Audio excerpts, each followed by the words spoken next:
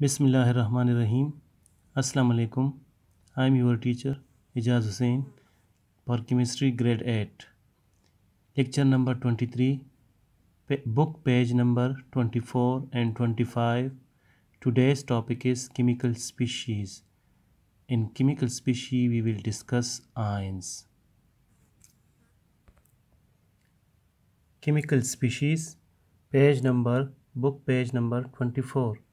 Chemical species, that is atom, molecule or ions, which take part in a chemical reaction.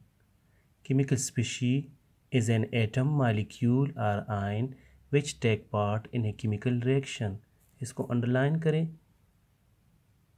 Any substance, that is atom, molecule or ion which take part in a chemical reaction. It means chemical species is in active form, that is reactive. They take part in a chemical reaction when atoms combine to form a molecule or molecules combine to form a chemical compound or ions combine to form an ionic compound. These atoms or molecules or ions which take part in a chemical reaction, that is called chemical species. There are various types of chemical species, that is ions, molecular ion and free radical. In this lecture we will discuss ion. Ion, you know, atom is a neutral particle. Why atom is a neutral particle? Because the number of electron and proton present in nucleus are equal. The number of electron and proton. Electron revolves around the nucleus which are negatively charged, and proton are present in the nucleus which are positively charged. The number of electron is always equal to the number of proton. Therefore, they cancel the effect of each other, due to which the atom is identically neutral. Clear? Atom is neutral. An atom can lose or gain electron, and the balance between the number of proton and electron is disturbed. So there is a net charge on the atom. The particle that carries an electrical charge, positive or negative, due to the loss or gain of one or more electron is called an ion. इसको underline करें या highlight करें, शाबाश. By definition, the ion is an electrically charged particle. Electrically charged particle. The charge may be positive or negative, and that charge is due to the loss of electron or gain of electron. The loss or gain of one or more electron. If an atom lose one electron, gain one electron, lose more than one electron, or gain more than one electron, that is called charged particle, and the charged particle is called ion. Ion, देखिए figure आपकी book में figure 1.9 में देख ले. Ion के two types हैं. Neutral atom में number of electron और प्रोटॉन सेम होते हैं. When that neutral atom loose electron, it will become positively charged. That is called cation. The positively charged ion is called cation, and cation is formed due to the loss of electron. When a neutral atom loses electron, it becomes cation, which is positively charged.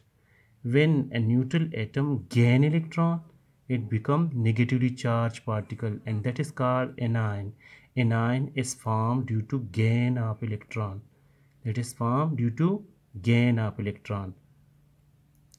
Cation and anion. Cations, metals always lose electron and they form cations. Non-metals always gain electron and they form anions.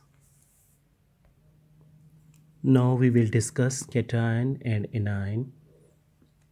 First one, cation. Cation, the atom which loses electron from its outermost shell. A net positive charge is appeared on that atom. This positively charged species is called cation. Cations are positively charged species, and that positively charged species is formed due to the loss of electron. When an atom loses electron, it becomes positively charged particle, and that positively charged particle is called cation. All metals lose electron. Positive ions always have less number of electron than the number of proton.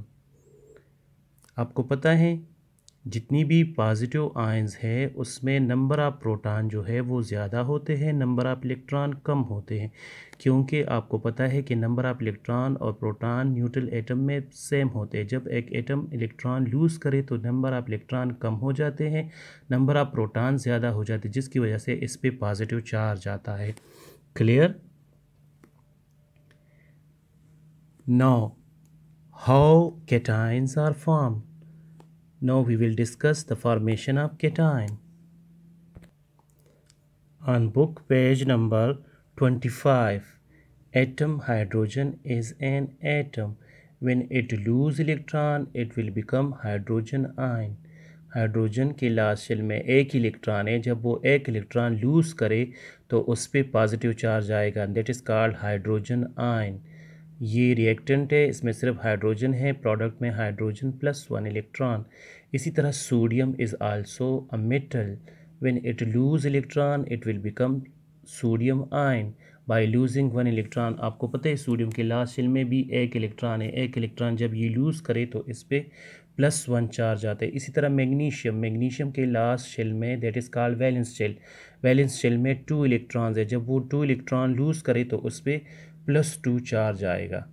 तो that is these are the examples of cation, hydrogen plus Na plus and Mg+2। Clear? Sodium symbol is Na। Sodium is the member of group first. अगर हम इसके electronic structure बना लें तो sodium के nucleus में 11 proton है, 11 positive charge are present in sodium nucleus. First shell sodium का देख ले तो first shell of sodium contain 2 electrons. अब सेकंड शेल देख ले सोडियम का तो second shell of sodium contain 8 electron, 1 2 3 4 5 6 7 8। Last shell देख ली सोडियम का तो last shell of sodium contain only 1 electron. By losing 1 electron sodium become positively charge. By reaction हम इसको किस तरफ लिखेंगे, सोडियम पे प्लस चार्ज आएगा bye losing 1 electron. By reaction हम इसको इस तरह लिख सकते हो। अब आपको पता है कि सोडियम में टोटल +11 है और 11 प्रोटॉन है और एक इलेक्ट्रॉन इसने लूज़ किया तो इसके टोटल इलेक्ट्रॉन्स कितने हो गए, 10 +11 proton -10 electron that is equal to +1। तो सोडियम पे कौन सा चार्ज आएगा, Na+, इससे आएगा Na+। सोडियम पे कौन सा चार्ज आएगा, Na+ चार्ज आएगा। क्लियर? सोडियम पे Na+ चार्ज आएगा। Is it clear? The second example of ion, that is anion. Anion is negatively charged particle. By definition, the atom which gain electron, a net negative charge is appeared on the atom. This negatively charged species is called an anion. Anion are negatively charged particles. इसको underline करें शाबाश, कर लिया underline. The negatively charged particles are called anion. Anion are negatively charged electron because they gain electron. By gaining electron, they become negatively charged. Negative ions always have more number of electron than the number of protons. आपको पता है कि एक protons तो constant होते हैं, valence shell में जब ये एक इलेक्ट्रॉन या 2 इलेक्ट्रॉन गेन करे जिसकी वजह से इस पर नेगेटिव चार्ज ज़्यादा हो जाता है, पॉजिटिव तो कांस्टेंट होते हैं। इस ज़्यादा पार नेगेटिव की वजह से इस पर नेगेटिव चार्ज आ जाता है। क्लियर। इसकी फॉर्मेशन हम किस तरह करते हैं, आपके पास है fluorine. Fluorine is the member of group 7 और ग्रुप 7 के जितनी भी एलिमेंट्स है इसके लास्ट शेल में, वैलेंस शेल में 7 इलेक्ट्रॉन्स होते हैं। जब ये एक इलेक्ट्रॉन गेन करे, रिएक्टेंट में देख ले, तो it will become negatively charge, that is F-1, that is fluoride ion. क्या बन जाता है, फ्लोराइड आयन बन जाता है।